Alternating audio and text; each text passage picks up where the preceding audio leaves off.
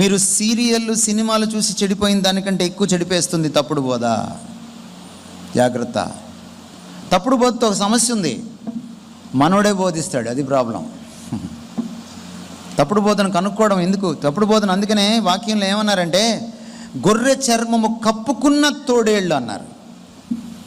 మన పాత తెలుగులో గోముఖ వ్యాఘ్రం అంటాం అన్నమాట.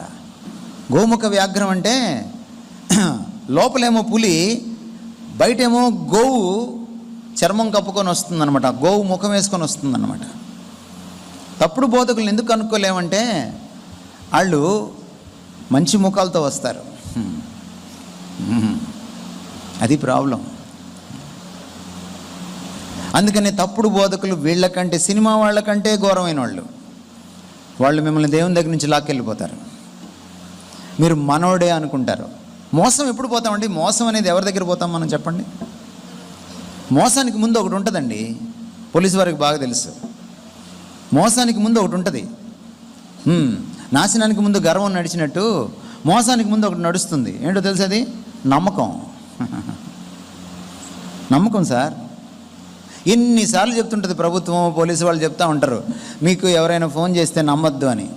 వాళ్ళు ఫోన్ చేస్తారు, వీళ్ళు నమ్ముతారు, ఓ 10 లక్షలు పోగొట్టుకుంటారు, అప్పుడు వెళ్తారు పోలీస్ స్టేషన్కి.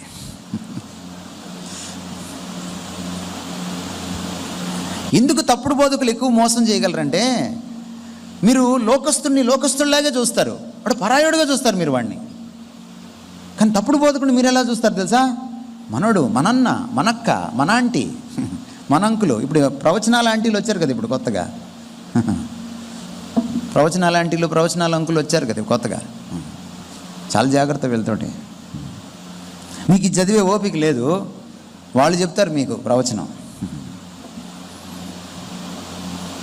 మీ పెళ్ళి గురించి వాళ్ళు చెప్పాలి, మీ ఇల్లు గురించి వాళ్ళు చెప్పాలి, మీ ఇంట్లో దయ్యాలు ఉన్నాయో లేదో కూడా వాళ్ళు చెప్తారు. మీ ఇంట్లోకి రాగానే చీకటి శక్తులు ఇక్కడ ఉన్నాయండి అంటారు అన్నమాట. చండీ యాగం చేయాలన్నట్టు. ఏం లేదు, దీనికోసమే. వాస్తు సిద్ధాంతికి వీళ్ళకేం తేడా లేదు. పాపం వాళ్ళు వాస్తు చూసి ఇల్లు కడతారు. ఇంకో సిద్ధాంతి వచ్చి అంటాడు, ఈ మెట్లు ఇక్కడ ఉండకూడదండి, నువ్వు పోతావు అంటాడు. పాపం వాడు వెంటనే 2 లక్షలు పెట్టి ఆ మెట్లు బాగులు కొట్టి మళ్ళీ ఇంకో 2 మెట్లు కట్టుకుంటాడు. ఈ పాస్టర్లు కూడా అంతే, దొంగ పాస్టర్లు వచ్చేసారు ఇప్పుడు మనకి. సగానికి సగం వాళ్ళే ఉన్నారు ఇప్పుడు మనకి. అందుకని ఏమంటున్నానంటే, బాబు నువ్వు భక్తిగా ఉండాలనుకుంటున్నావా? సరి అయిన బోధ విను, సరి అయిన బోధ విను. జాగ్రత్త. క్రిస్టియన్ ఛానల్స్ తోటి, యూట్యూబ్ ఛానల్స్ తోటి జాగ్రత్త. 100 ప్రసంగాల్లో 10 బాగుంటాయి, ఆ 10 కూడా బాగుంటాయి లేదు నేను సరిగా చెప్పలేను. మీకు ఎలా తెలుస్తుంది? అపోస్తల కార్యాలు 17వ అధ్యాయంలోకి వెళ్ళాలి మీరు. పౌలు బోధిస్తుంటే, పౌలు అంతటి ఉద్దండు బోధిస్తుంటే, నాటి క్రైస్తవులు, బెరయాలోని క్రైస్తవులు ప్రతిదినము లేఖనములు పరిశోధించుచూ వచ్చారు. ప్రతిదినము లేఖనములు పరిశోధించు. లేఖనాలు ఇప్పుడు నేను చెప్పంగానే ఆ అమ్మాయి చదివేస్తుంది. చదవడం కాదు, పరిశోధన చేశారు లేఖనాలని. పరిశోధన చేసి చదవడానికి ఓపిక లేను తెలంగాణ క్రైస్తవులు ఇక పరిశోధన ఎక్కడ చేయగలరు?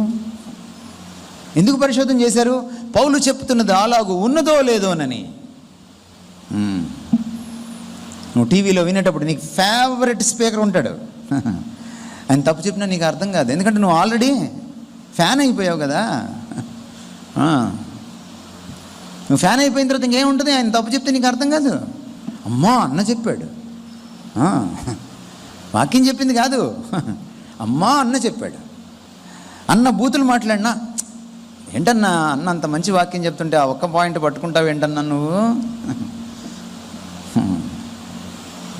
అన్న దరిద్రమైన లాంగ్వేజ్ అన్న వాడని, అన్న ఏమైనా చెప్పని, అన్న పళ్ళు కొరకని, నీకు అన్నంటే ఇష్టం కదా, అందుకని నీకు బాగుంటుంది.